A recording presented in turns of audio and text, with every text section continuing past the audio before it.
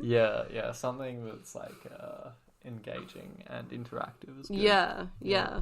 I always find that Netflix binging sounds like such a good idea, but then after you do it, you're a bit like you feel not human. Somehow Netflix makes me feel tired. It's like, I've just been like sitting down watching TV and like not doing anything, but I feel exhausted. Yeah. Like, even if you like sit down and read a book, even though you're not like physically moving, I feel way more energized from doing that than I do from like watching YouTube or something. Or even playing Sims. Sims.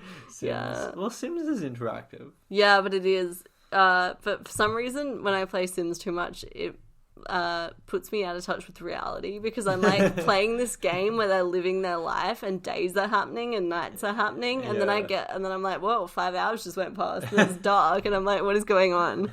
So like, I don't know, if you're really into gaming, that's good, go for it, but like maybe stick to a schedule so that you can only do it for like a certain amount of time. Do you ever find that you like are thinking about Sims when you're like doing other things because you've played it so much? No.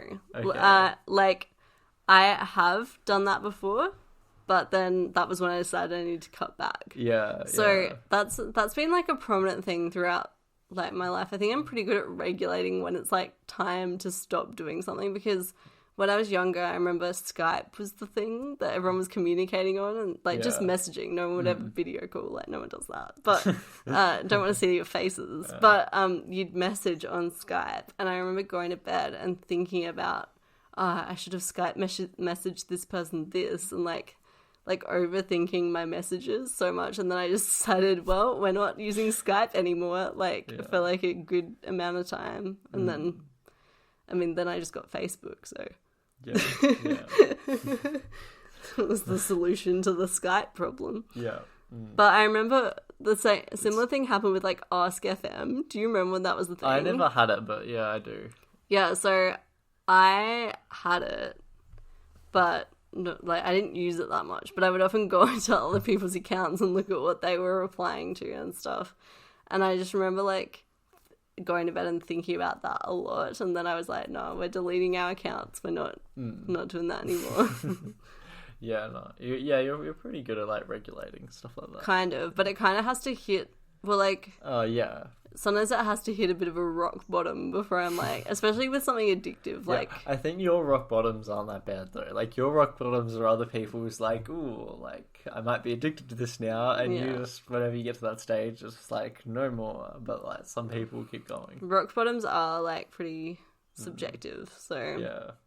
But yeah, I often do notice that I'm becoming addicted to a thing, and then I think I have a rebellious part of my personality that just instantly rebels against something. I'm like, no, like I can't feel like I need to do this every day. Like, no, I don't want to look into that. And then I'll just like be like, no. But not with like good things. Like if I get into a habit of like going for a walk, I don't feel the need to rebel against that. It's just mainly anything that I feel like has control over what I want to be doing in a negative way. But anyway, sorry, enough like ranting about my psyche. No, that's okay. You were talking about Skype earlier, and I just started thinking like, it's so random that we just all use Zoom and not Skype. Yeah, I know. Like, Skype is way more famous, and surely it has all the same features, I would have thought. Well, I have heard that like people like Zoom better because you don't actually have to have Zoom to be able to use it. You can just send the link to anyone. It opens up as an internet page. Okay. So whereas Skype, you have to have like a full-on account and download all the things. Right, yeah. Because I hadn't heard of Zoom at all. No, me neither. Before all this. Yeah, it just kind of came out of nowhere, in my opinion, because I hadn't heard of it. Or like all of these different apps, to be honest.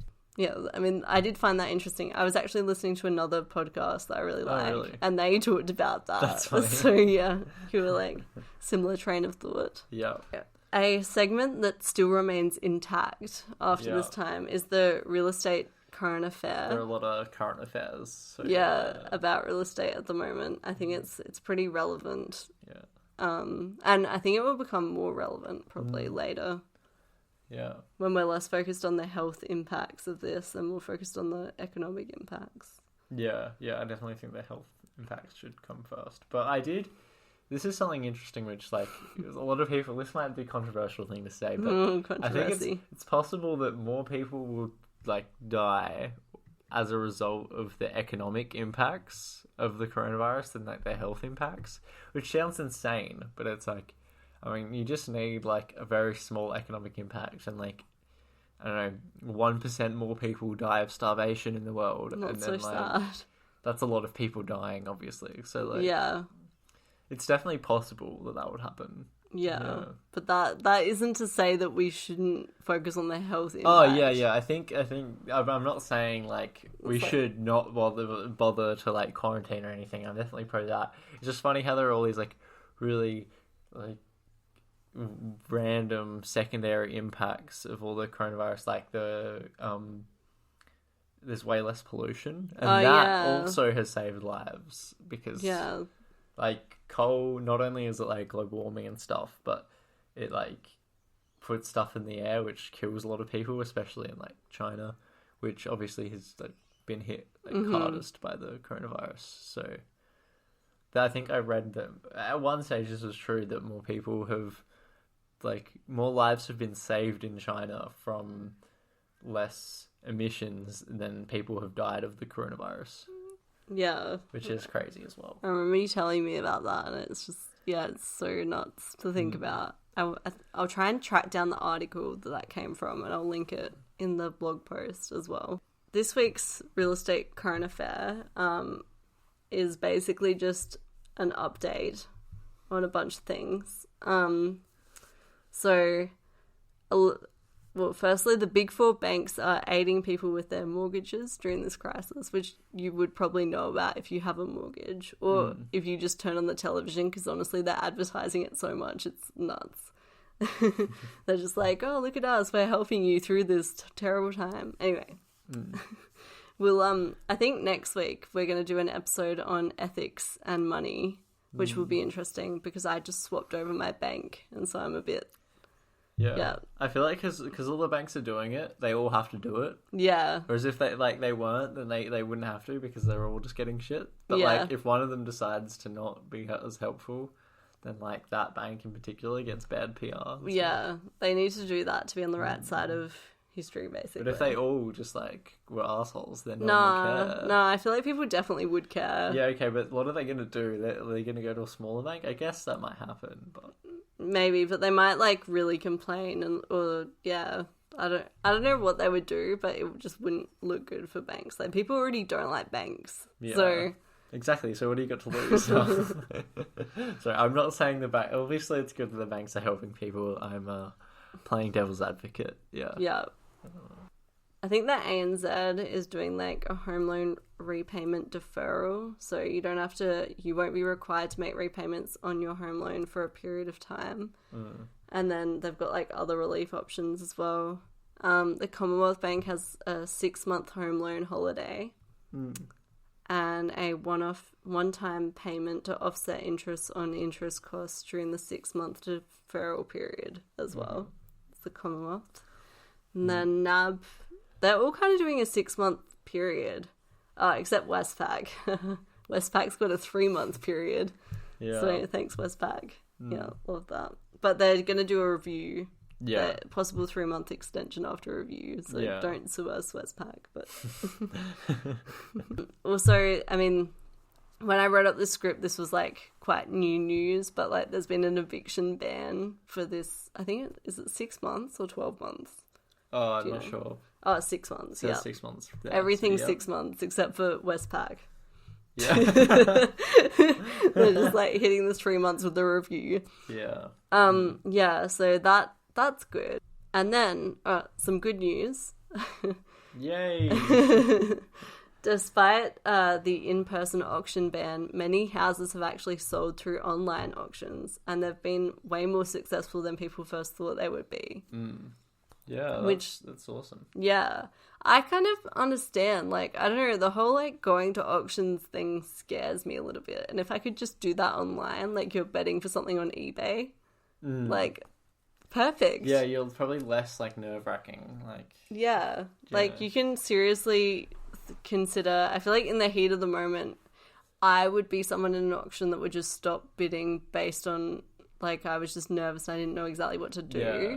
Do you think people will transition to online auctions after this, maybe?